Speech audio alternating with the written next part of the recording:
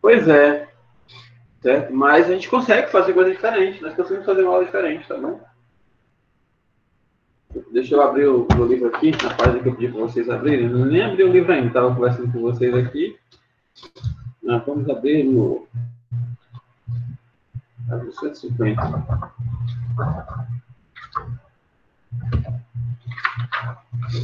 Aqui, a gente acabou de ver a Oceania. Então, nós estamos vendo aí geograficamente muitos lugares, ficando com vontade de viajar. Cara, eu sou doido de vontade de viajar. Eu gosto muito de viajar. E eu fico estudando geografia, eu fico doido aqui querendo sair aí para tudo que é canto. Só que não pode, nem por causa do corona e nem por causa do dinheiro. Não tem dinheiro para viajar, agora não pode viajar. Agora, pessoal, agora eu posso dizer que não viaja por causa do corona. Aí quando o corona foi embora, não tem dinheiro para viajar. Fazer o quê, né? Europa, página 150, tá? Todos aí com o livro aberto, página 150. E eu vou pensar na proposta da Larissa, certo? Vou pensar direitinho e vou ver o que eu consigo. Eu falo o nome de vocês pelo nome que eu estou vendo aqui, tá bom?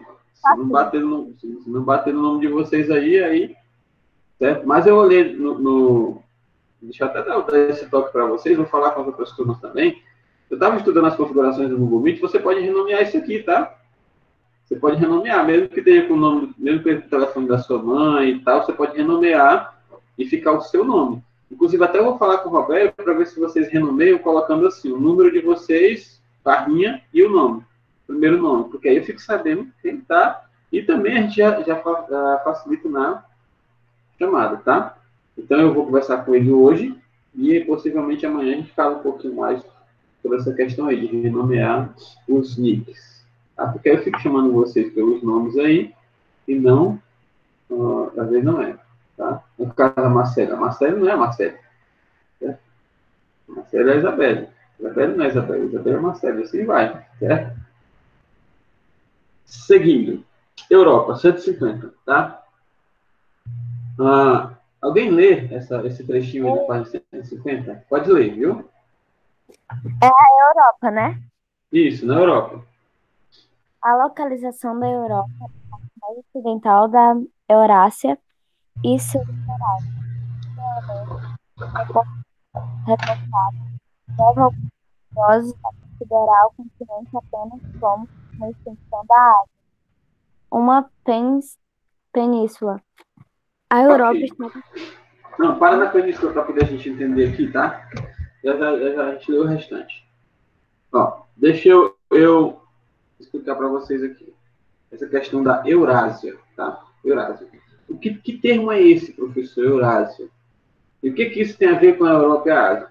É o seguinte, os estudiosos, muitos geógrafos, muitos estudiosos de geografia, eles dizem que a Europa ela não é um continente.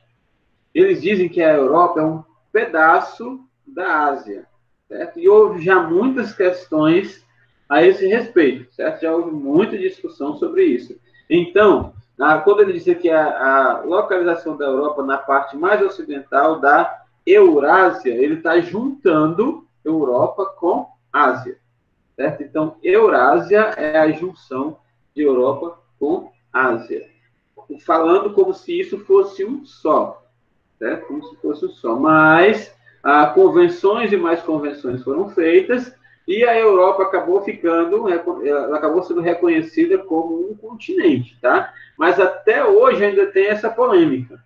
Até hoje ainda tem essa polêmica em dizer que a Europa não é um continente e sim que ela é uma parte da Ásia.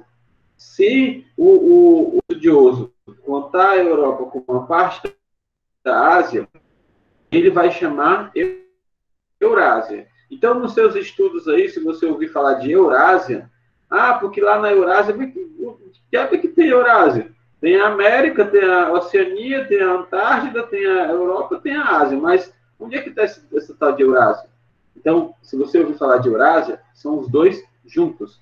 Para quem ainda insiste em dizer que eles dois são apenas um, tá? Mas oficialmente a Europa é sim um continente. Ok? Usem o chat, pessoal. Bom, deixa eu falar uma coisa para vocês do chat, tá? É porque vocês são inteligentes, certo? Mas vocês teimam em fazer as coisas erradas mesmo sabendo. Na hora da aula, o chat é usado para você falar com o professor. Tá? Por quê? Porque numa aula normal, você não pode conversar com seus colegas. Certo? Não existe essa aula que você fica do lado conversando com um colega. Tá? Até tem pessoas que tentam fazer, mas elas são advertidas por conta disso, não é? Lembra das aulas presenciais? Então, na aula presencial, você não pode conversar com seu colega. Do mesmo jeito na aula online. O chat ele não está aí para você ficar conversando com os seus colegas. O chat está aí para você se comunicar com o professor enquanto ele dá aula, justamente para que você não fique abrindo áudio para falar com o professor. Tá? Então, o professor está dando aula aqui e ele está olhando para o chat aqui do lado, certo? O professor dá aula, o chatzinho está aqui do lado, ele está olhando. Tudo aquilo que você digitar no chat para falar com o professor, ele vê. Certo? Ele vê. Se ele não responder na hora, é porque ele está seguindo uma linha de raciocínio enquanto fala, e aí ele vai parar e lá na frente ele nem responde. Tá? Então, você não pode estar usando o chat para conversar com os colegas. O chat ele é usado para você falar com o professor. Tá bom? Que nem a Isabelle fez agora. Professor, só existe a Eurásia de país com nome juntos? Países não, ou continentes, certo? Continentes. Existia antigamente o que nós chamamos de Pangeia, né? Que eram todos juntos, certo? Todos juntos. Então, todos se separaram e aí acabou um lugarzinho ali, uma fileirazinha de terra, deixando ali a Ásia junto com a Europa, tá bom? Mas, sim, só existe essa junção, tá bom? A sua pergunta é se só existe essa junção. Tá ok? Eurásia, só existe essa. Vamos continuar. A Europa, então, vamos saber usar o chat, certo? Para o bem do professor, para o bem da aula, para o seu bem. Então, eu poderia não falar nada, poderia ficar da minha aula, nem olhar para o chat. Certo? Só da minha aula, eu acabava o tempo, eu saía de onde estava na sala, saía na outra. E pronto. Mas não, mas eu me preocupo com vocês. E aí, eu quero que a aula seja da melhor forma possível para vocês. Certo? Então, vamos usar o chat para um bem comum. Já já vem o intervalo, aí você pode conversar muito no chat, fazer vídeo, você pode dançar, você se fantasia aí, né? Eles dançam, se apresenta para os outros colegas, faz um show de talentos aí, canta música, fala o que quiser no intervalo. Mas na hora da aula, vamos usar o chat só para a aula, tá bom? Eu também, Larissa. Estou só esperando o intervalo aqui para me comer. Tá? Porque eu preparei as aulas de vocês e não passei nem pelo hora do almoço ainda. Mas vai dar certo. A Eurásia está totalmente inserida no hemisfério norte e em sua maior parte no Oriente, sendo a Europa, na verdade. A Europa está totalmente inserida no hemisfério norte e em sua maior parte no Oriente, sendo os seus limites naturais os Montes Urais, o Mar Cáspio, o Rio Ural, ao leste, ao sul, o Mar Mediterrâneo, o Mar Negro, o Oceano Atlântico, ao oeste, as altas latitudes do Oceano Glacial e ao norte, certo? Com apenas 10,5 milhões de quilômetros quadrados, é menor do que a Rússia, e ocupando cerca de 7% da área continental. A Europa é um dos países mais importantes e influentes do continente do mundo, certo? Então, a Europa ela é muito influente, tem muita influência para o mundo inteiro, só que ela é pequenininha, certo? Se você juntar a Europa todinha, certo? Se você juntar todos os países da Europa, professor, todos, Espanha, Portugal, França, Alemanha, Polônia, Ucrânia, Lituânia, Noruega, Suécia, Finlândia, junta tudo. Se você juntar tudinho, eles cabem dentro da Rússia. Para você ver o tamanho que é a Rússia, né? Eles cabem dentro da Rússia. Então, a Europa inteira, ela é menor do que a Rússia, tá? Então, vamos continuar. Vamos falar agora um pouco. E esses aí são os limites, certo? Os limites aí, o mar de um lado, o rio do outro, em cima o Oceano Atlântico, embaixo o Mar Mediterrâneo, do lado o Mar Negro, lá na frente, lá no cantinho, o Mar Cáspio, certo? O Mar Cáspio fica perto do Azerbaijão, da Geórgia e da Armênia, que são os países bem já no finalzinho da Europa, tá? Dá uma olhada no mapa da Europa, aí é um mapa muito bonito, né? De fato, é muito bonito o mapa da Europa. Muitos países. Olha aí o mapa no seu livro, está na página 151, tá? Observe aí. Às vezes, nós não... o aluno em si, certo? Ele não tem muito costume de estar olhando o mapa. O aluno em si, ele vê o texto e aí sai lendo um texto atrás do outro, texto atrás do outro. Mas é importante você parar um pouquinho para você olhar o mapa, para quando você ouvir falar de determinados lugares, você ter ali na sua mente uma noção mais ou menos de como fica. Ah, porque não? Ó, por exemplo, aqui no nosso texto diz assim, o Oceano Glacial, né? O Oceano Glacial ao norte. O Oceano Glacial ao norte. Aí, pô, se você não tem o costume de olhar mapa, você fica meio desorientado, né? Ah, então quais são os países da Europa que ficam meio frio? Certo? É claro que são os países do norte, mas quais os países do norte? Ah, eu não conheço, porque você não olha muito mapa, mas se você olhasse o mapa, você não saberia de todos, com certeza, mas você ficava pensando assim, poxa, quando eu estava olhando o mapa, eu vi que lá em cima tem a Finlândia, quando eu estava olhando o mapa, eu vi que lá em cima tem a Suécia. Ixi, do lado da Suécia tem um país que eu não me lembro qual é. Deixa eu olhar aqui. Ah, a Noruega. Então, assim você vai tendo uma noção do território que você está estudando. O mapa não é para você decorar isso aqui tudo e você saber desenhar do jeito que está aqui, não. O mapa é para você ter uma orientação. E se não fosse importante os mapas, o nosso livro não era cheio de mapa, entendeu? Então, nós temos muito mapas aqui no livro. Nós temos o nosso Atlas Geográfico, certo? Então, inclusive, até daqui a umas 2 aulas a gente vai trabalhar com ele. Mas quando for trabalhar com ele, eu aviso vocês, para vocês já estarem com eles em mão, certo? Quando nós formos usar o Atlas, eu aviso. Então, é importante nós ficarmos olhando os mapas. Entendeu? Ok? Eu sei que no mapa, como a Isabel está falando, no mapa tem os nomezinhos muito pequenos, tem os lugarzinhos pequenininhos e tal, mas a gente não precisa olhar tudo isso aí, não. A gente dá uma olhada assim geral e tal. Ah, os países que você mais gosta, quais os países que você queria visitar na Europa? Ah, eu queria visitar a França. Onde é que fica a França? Ah, tá aqui a França. Ixi, a Espanha é bem pertinho da França, né? Se eu fosse visitar a França, já poderia ir até a Espanha.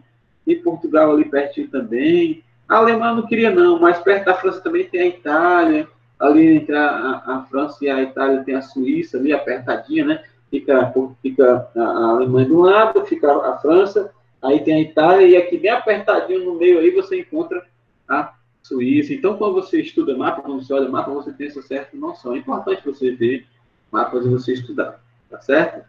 Vamos para o relevo agora? O relevo. Eu não estava enrolando aqui falando de mapa, não. Eu estou falando que realmente é importante nós observarmos os mapas, tá?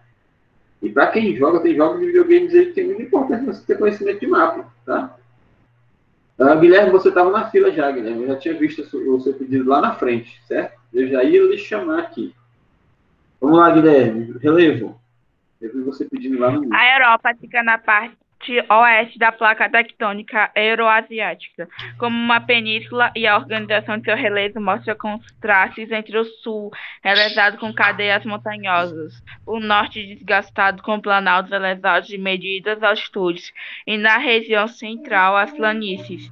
Na parte norte predominam relevos de planaltos maciços desgastados, que geraram deposição de sedimentos formados imensas planícies na região central. Ao sul, o contrato com a placa africana causa intensa atividade geológica desde o terciário, o que contribui para o surgimento de uma série de cadeias montanhosas. As regiões montanhosas ao sul têm elevado... Pronto. Ok, Guilherme. Obrigado, Guilherme. Obrigado, Guilherme. Valeu, cara. Segura aí, já reto de novo. O que o Guilherme leu pra gente, certo? Ele leu que Guilherme, eu espero que esse TND seja de nada e não de danado, tá bom? Tem DND aqui, Guilherme, DND, eu espero que seja de nada e não de danado, tá? Relevo. O Guilherme leu para a gente o quê? Ele falou uma coisa muito importante. Esse texto todo aqui, professor, o que eu posso tirar desse texto todo? O que é mais importante? Se quiser até grifar, você grifa, certo? A Europa, ela está por cima de 2 placas tectônicas. certo? Então, sobre duas placas tectônicas. Aí você imagina aí um continente em cima de duas placas tectônicas, certo? Aqui, ó, a placa a Euroásia, certo? E a placa africana, certo? As duas placas estão aqui, ó. E aí, essas placas, elas se movimentam, certo? Ó, olha como fica, olha o que acontece com o movimento dessas placas tectônicas, ó. O continente, ele tem constante terremotos, certo? Os terremotos. A parte que fica por cima da Euroásia não tem tanto por quê? Porque é uma placa que vai do meio da Europa até o finalzinho da Ásia. Então, aquela região ali é uma região mais calma, mais tranquila, só que lá tem intensas atividades vulcânicas, tá? Tem muitas atividades vulcânicas, como nós vimos. E grandes cadeias montanhosas. Já na parte com a África, não. É uma área de constante movimento, certo? As placas, elas ficam...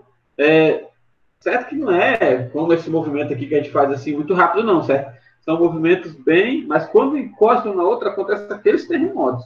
É um lugar de muito terremoto. E quando acontece um terremoto, surgem as cadeias montanhosas, né? Por quê? Terra aqui, certo? Quando as duas terras se juntam, olha o que acontece, ó. Tá vendo? Ó, as placas estão aqui embaixo. Quando as placas se juntam, ó, surge isso aqui, ó. Esses montinhos aqui. O que é isso aqui? São as montanhas que surgem com os movimentos das placas tectônicas. Por isso que surgem as montanhas. As terras, elas são erguidas pelos movimentos lá embaixo, né? O exemplo mais simples que tem é você vai lá no quintal da sua casa, certo? Não pode sair, né, na rua, você vai no quintal da sua casa, então não vai na porta da tua mãe, não, porque se eu for fazer isso aí na porta da tua mãe, ela não vai gostar muito, não, certo? Depois você vai dizer que foi o professor. Ah, mas foi o professor que mandou eu mexer na sua planta. Não, eu não estou mandando ninguém mexer na planta de ninguém, tá?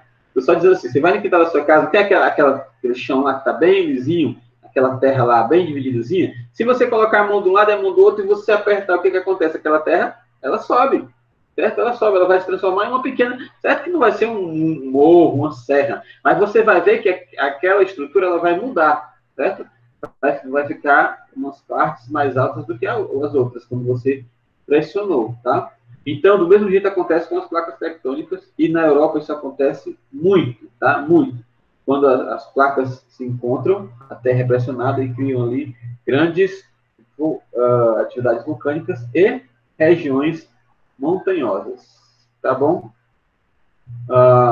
Seguindo, as regiões montanhosas, que nós acabamos de ver, né?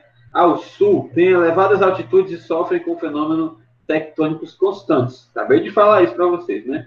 E gerando terremotos, vulcões devido ao choque. Então, vou pular. Isso aqui que eu já falei. Dobramentos modernos são isso aqui, ó, que eu falei. Dobramentos modernos são isso. As placas estão aqui. Ó, postou, subiu, pronto. Esse alto é um dobramento moderno. Por que moderno? Porque é novo, certo? Não é que é tecnologia, não tem nada a ver com tecnologia, é porque não tinha e agora tem, certo? Não tinha e agora tem, por isso que é moderno, é novo. Uma montanha nova, certo? Uma montanha nova, tá? Então, dobramentos modernos. As placas tectônicas se movimentam, a Terra é empurrada para cima e os dobramentos modernos acontecem. Tanto eu vou procurar o link para vocês. Eu estava olhando na internet esses dias, uns navegantes aí para o lado lá pertinho da Ásia, né, lá pelas ilhas da Ásia, eles sofreram um acidente, porque isso agora, nesses dias, certo? Com toda a tecnologia que nós temos, eles bateram em um monte de terra, em um montante de terra, que não estava no mapa, certo? E por descuido, né, da pessoa que estava controlando a navegação, ela não viu, não sei o que foi, eles bateram num montante de terra. Aí eles descobriram aquilo ali, e aí eles descobriram que pertinho da Ásia está se formando uma ilha nova.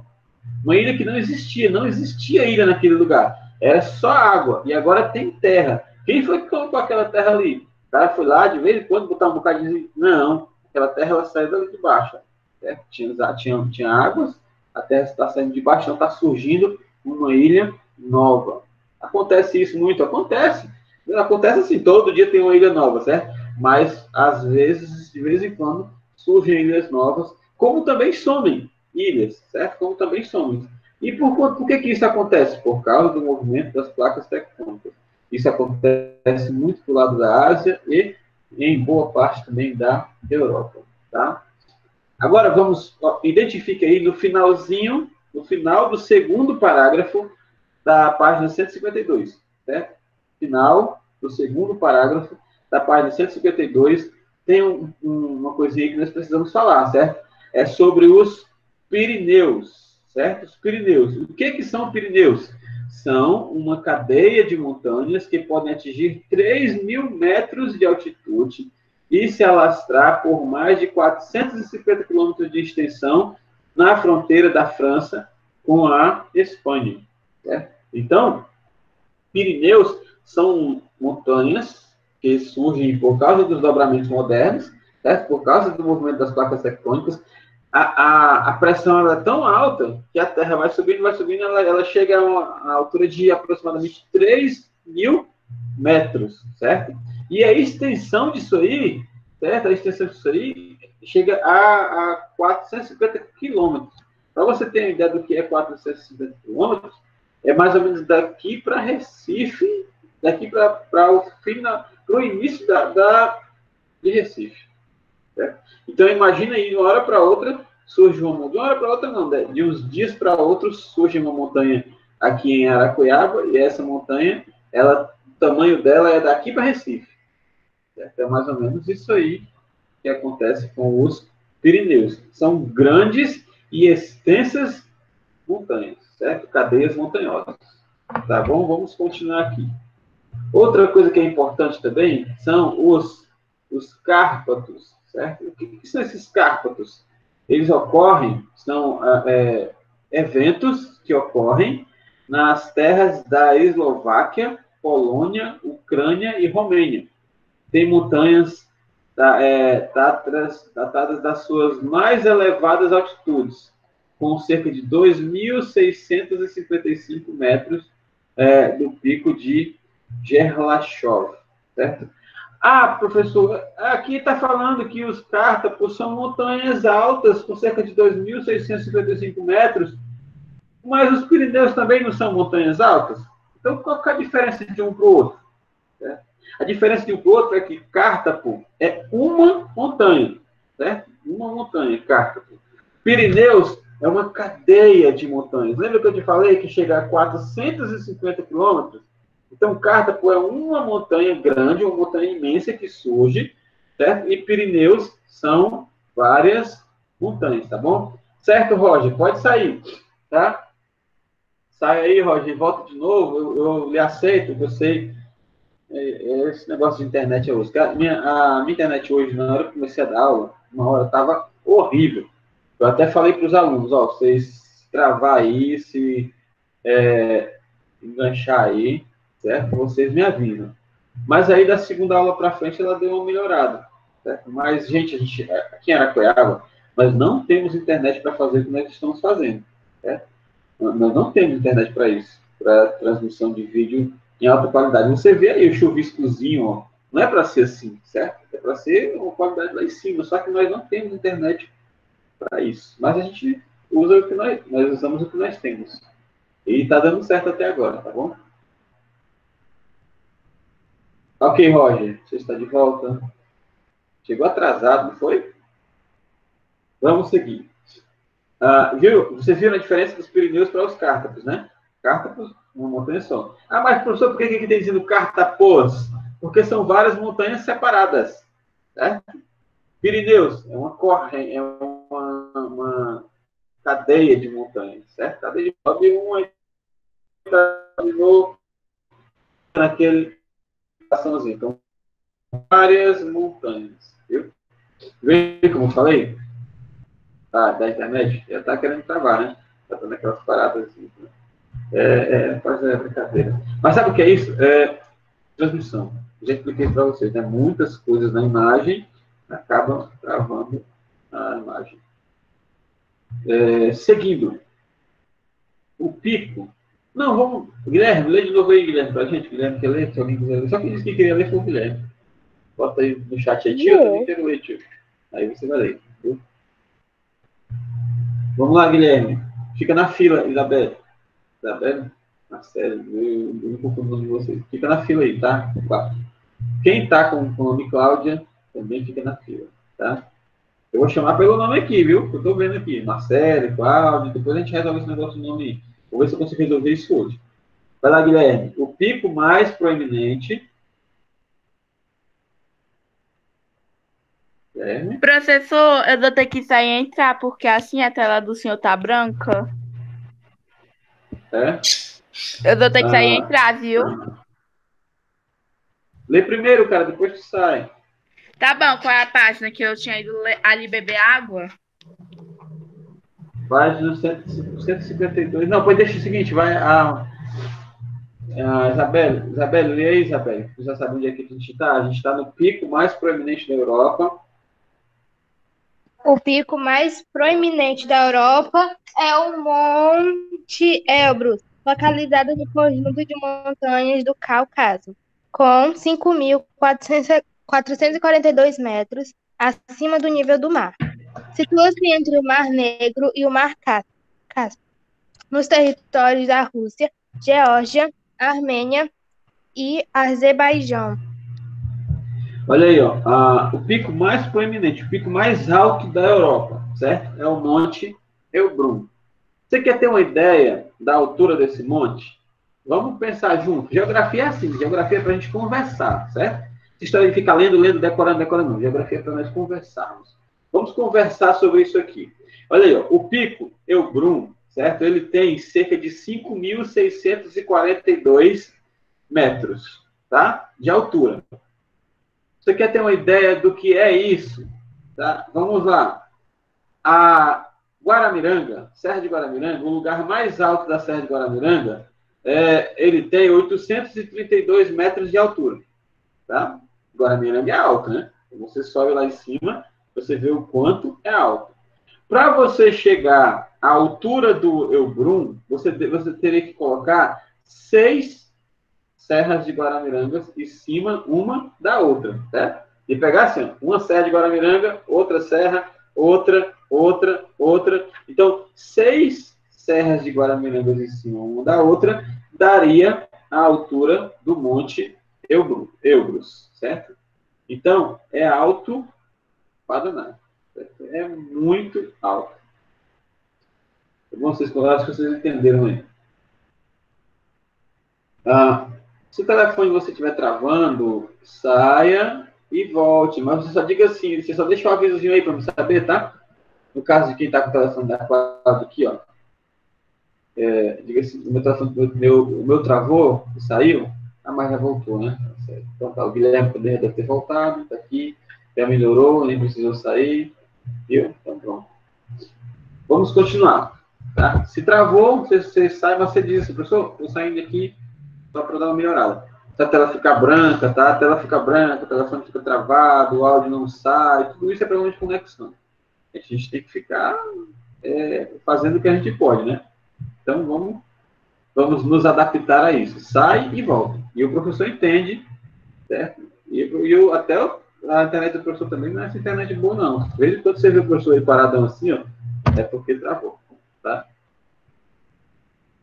Vamos lá. Outra coisa importante que nós temos que saber aqui é o paredão, certo? A Europa, ela tem um paredão, mas um paredão mesmo de montanha, certo? Um paredão muito grande. Você vê isso aí lá nos Montes Urais, certo? Os Montes Urais. Carol, leia pra gente, Carol, os Montes Urais. É o antepenúltimo parágrafo. Diz assim, ó, os Montes Urais funcionam como um marco. Os Montes Urais funcionam como um marco divisório entre a Europa e a Ásia. Entende-se por 2.500 quilômetros, desde a fronteira norte de Cazaquistão até o Oceano Ártico. E tem um monte Narod, não sei esse nome, como um ponto culminante. Então, isso aí é um verdadeiro paredão na Europa, certo? Verdadeiro paredão. Eles dividem, certo? É um marco divisório entre a Europa e a Ásia. Tem um pouquinho da Europa que junta com a Ásia, tem, certo? Mas os Montes Urais, eles fazem um paredão. Se você olhar no mapa da página 153, certo? Dá uma olhada no mapa da página 153, lá no leste do mapa, com o livro em pé, aqui, vou botar o livro aqui para ver, peraí, deixa aqui, vou mexer com o mapa agora. Aqui, ó, esse paredão aqui, ó, tudo isso aqui são montanhas, certo? Tudo isso aqui é uma cadeia de montanha, que forma o quê? Forma um paredão mesmo, como se fosse uma muralha.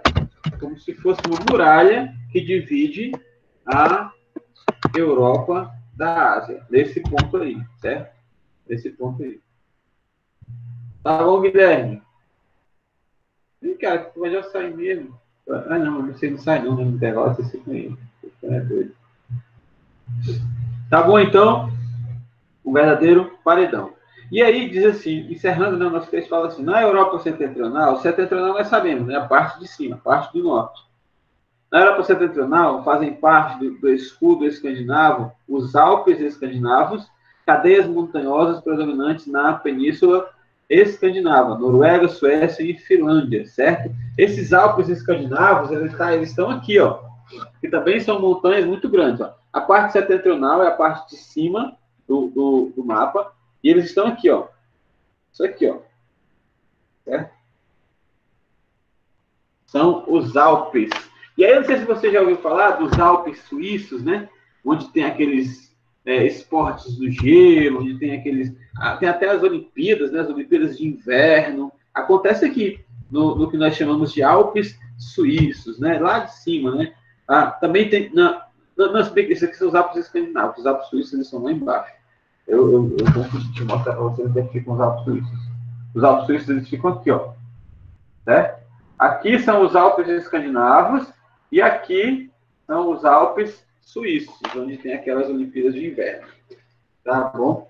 Eu vou ver se... porque são tantas aulas para preparar que eu vou ver depois se eu coloco alguns mapas aqui para nós ficarmos observando em slide, né? Alguns mapas para ficar mais interessante para a gente. Tá bom, tá ok. É isso aí. E aí os Montes Peninos, localizados no centro-norte da Inglaterra, foram grandes fontes de minérios, tiveram grandes importâncias para a Revolução Industrial Inglesa. Com 402 quilômetros de extensão, seu ponto culminante é o Monte Cross Hill, com 893 metros de altitude. Esse monte aqui, sim, é quase da altura de Guaramiranga, certo? Lá na Inglaterra. Na Inglaterra, o monte mais alto, né? A montanha mais alta da Inglaterra, é tão baixinho lá, né? As coisas. A montanha mais alta da Inglaterra é da altura de Guaramiranga, certo? Aproximado, né? Guaramiranga tem 832, eles têm 893, 60 metros mais alto, mas não faz tanta diferença. Então, é quase da altura de Guaramiranga. A Guaramiranga é quase da altura deles. Tá bom? Perguntas, questões? Professor, atividade vai para a Google Sala de Aula daqui a pouquinho, certo? Daqui a 5 minutos, assim que começar o intervalo, eu já vou postar a sua atividade na sala de aula. Mais alguma pergunta?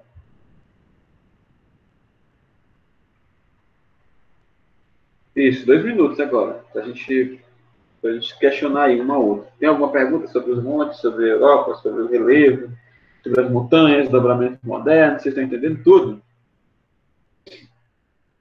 Estão entendendo tudo, né? Eu sabia que vocês são nota 10, vocês são, certo? Demais. Mas vamos ver alguma coisa, certo? Nada, nenhuma pergunta. Então pronto, eu vou encerrar a gravação aqui para nós terminar a nossa aula.